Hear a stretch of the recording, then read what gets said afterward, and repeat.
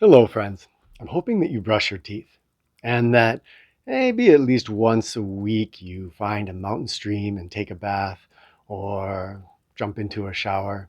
We don't have to go crazy, but there's some basic physical hygiene that probably is good to adhere to. Most of us are taught this as children, but how many of us hear about mental hygiene? That seems to be left out of the equation a lot. But our mental hygiene, hands down, makes much more of a difference in what our life experience is like and also how well we are able to give to others in the world than our physical hygiene does. So today I wanted to share with you something that should be taught in schools, which is the basics of mental hygiene.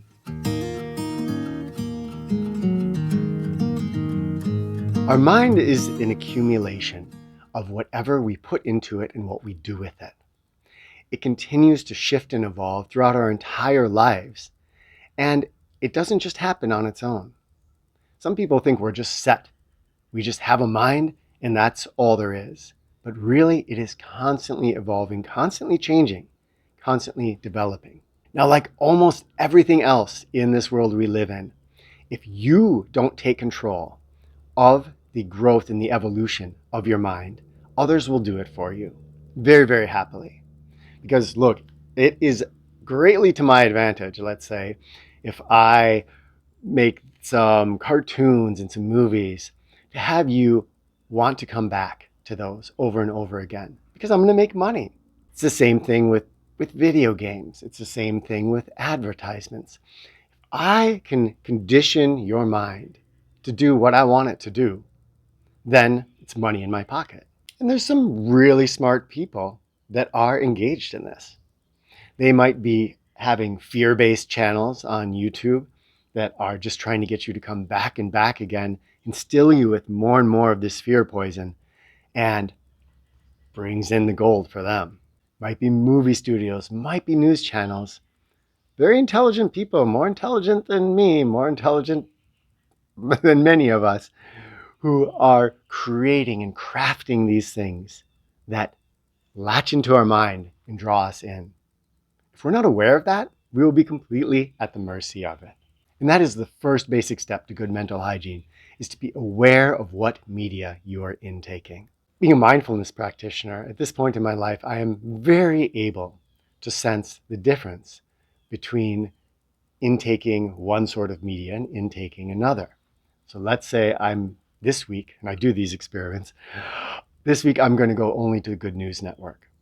And I'm going to read uplifting stories about people doing good things for each other.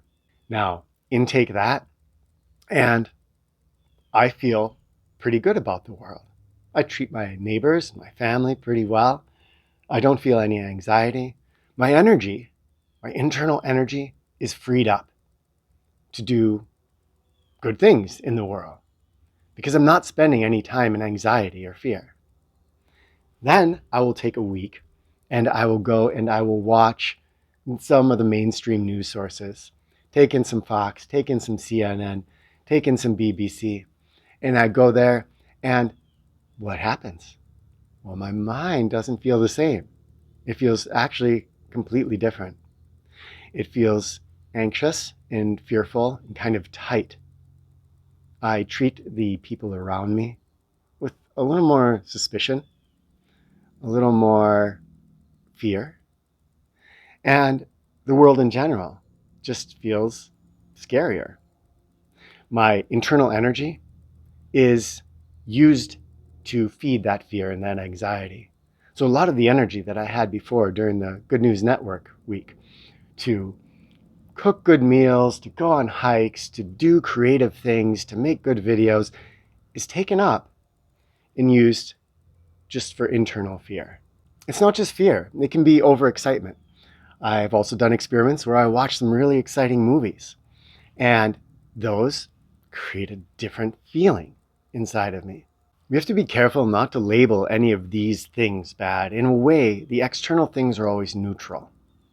I can watch a really exciting movie, and that energy can just kind of spaz me out. Or I can be inspired by it. Maybe I'm watching Captain America and I feel, wow, now I want to really up my physical workouts and my martial arts practices. That's taking that energy, harnessing it, and using it for good. We can even, believe it or not, do this with fear-based things. If I watch a fear-based thing and I go, I see that creates anxiety in me, I'm going to do something right now about that fear-based thing in the world. That's going to involve probably not watching more fear-based things, but stopping and taking all of my attention and energy and putting it towards solving that problem in the world. That is useful. That is taking the energies from the media and using it purposefully. Totally different than just having it bottled up inside. Bottled up inside is bad mental hygiene. After media, we have mindfulness. And I'm using this term to designate our awareness of our mental activity. If we are not aware of our mental activity, it's on autopilot and it's going to do whatever it wants. So this is the difference between, let's say, someone who just does whatever their body wants to do, the laziest, easiest thing, and someone who is a ballet dancer and sculpts their body very purposefully for the art that he or she is doing. When I let my mind be floppy and flabby, then that is my mental state. Thoughts will come and go without my permission. Indeed, without my awareness. Emotions, especially emotions like frustration and stress, will be very easily invoked by almost any external that comes into my world. In fact, my mind state will not be something that I have as a foundation that then looks out and interprets the world. Instead, the world will dictate my mind state. If someone gives me the finger while I'm driving, I will feel upset by their action. They have that much power over me. The sun comes out today, and I'll feel happy and giddy because it's a sunshiny day. It's been dictated by this. When things that I perceive to be bad happen, my day will suck. When things that I perceive to be good happen, my day will be awesome. And I have no control over this because I'm missing one important part. That's that I said things that we perceive, because we have the ability to alter our perception of things. I can look at a sunny day and I can be, sun, it's too bright. Yeah, it's going to give me skin cancer. Or I could look at a sunny day and say, it's a beautiful sunny day. I can do the same with a cloudy day. I can do the same with a flat tire. I can do the same with a speeding ticket or that person giving me a finger. All of these things are open to interpretation. I can take them as interesting happenings in my day, or I can let them rule over me. But I can't do this unless I have basic mindfulness. And basic mindfulness comes from practice. Yes, it's one of those things that we have to practice in order to make it a part of our lives. To practice mindfulness, we simply try to be there for some of what we're doing. It's good to carve out something in your day that will be interesting to your mind to start out with. This might be a meal. You're going to have a special meal tonight. Say to yourself, I'm going to be present for this meal. I'm going to taste the food. When I speak to the people at the table, I'm going to talk to them and look them in the eye. I'm going to be there with them. For most of us, with our very undisciplined minds, we'll be able to hold on to this at least for a couple minutes before our mind lapses back. But then hopefully we'll notice that our mind is going into flab again, and we will come back to being present with what's actually happening in our sensory experience. But the good news is that there is an easy method to increase our power of mindfulness and presence, and that is meditation. Taking some time to sit and just observe your mind. Don't need to control it. It doesn't have to be the frustrating endeavor that it is for so many people when they say, I close my eyes and my mind just goes away on me. That's okay. Just try to watch it. All we're trying to do is to learn to watch our mental activity with basic mindfulness meditation. As we learn to observe our mental activity, we become aware of it. And a lot of the things, a song just running over in my head, an argument I'm having with my boss, this imaginary argument that's just mental, me talking to myself inside my head. These things actually only can run on autopilot. When we become aware of them, they stop automatically. We go, oh, look, I'm having an argument with my boss again. An argument that probably will never happen, and I probably don't need to do that. And then I can go back to being present with whatever is actually happening around me. And again, my mind will then go back to having the argument with the boss.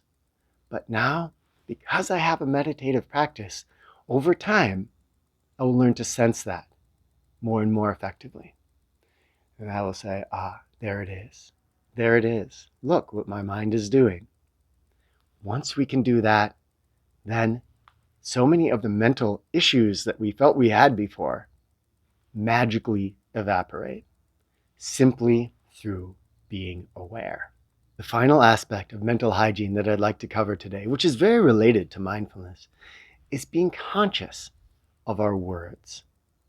Our words are these really powerful things that we use every day. How do I speak to those around me? Especially notice, how do I speak to the people that I say I love? My family, my friends, those that I'm really connected with. What do my words do? We can sometimes stop and say, okay, I just said this. What if that person said that to me in that tone and using those words? How would I feel? By doing that simple little exercise, reversing it back so that you imagine yourself as the recipient of your own words, we start to become more conscious of our words and how we use them. Our words can inspire. Our words can lift people up from dark places. Our words can help other people become more mindful. Our words can spread love and compassion.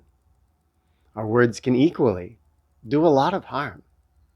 And often, we get into habitual ways of talking to people. Again, especially those around us that we love that aren't that loving. It may not be that we intend to be harmful, that we intend to kind of put people down a little bit to stroke our own ego, but we just do it because it's habitual.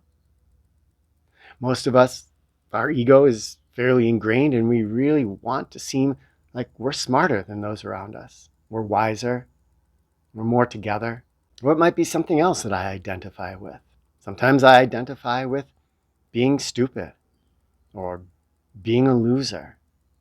Whatever it is that I've chosen to identify with, that becomes the sculpting modality, the clay out of which my words are formed. So my words come out of that clay, that thing that I imagine I am, but also my words sculpt our self-image. So unless we're going to devote ourselves to becoming ninja Jedi Zen masters, we probably all are going to be influenced by this ego.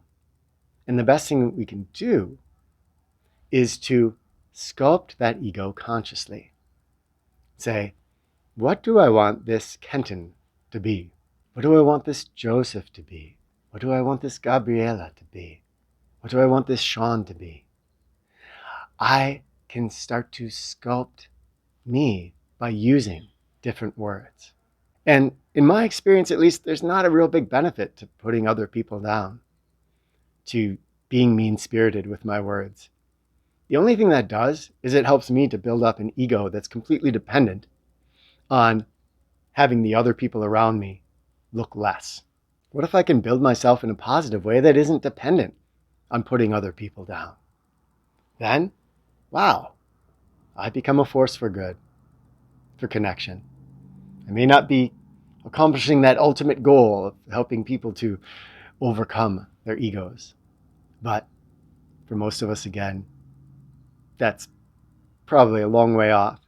So in the meantime, as we're perhaps working towards that, let's at least consciously sculpt this me that we think we are. Intaking media consciously, developing a mindful practice, being aware of the use of our words. These three things are the basics of mental hygiene. There's more, but this is a good start. And it's something that we should all be taught right from the beginning. And the best time to start is today. So, what will you do today to enhance your mental hygiene? Share down in the comments. I love that about these videos, that we share with each other, we help each other grow, we're there for each other. Speak your own wisdom, speak your thoughts, your experience, and I can't wait to see what you have to say down there. So much love to you all. Talk with you in the comments.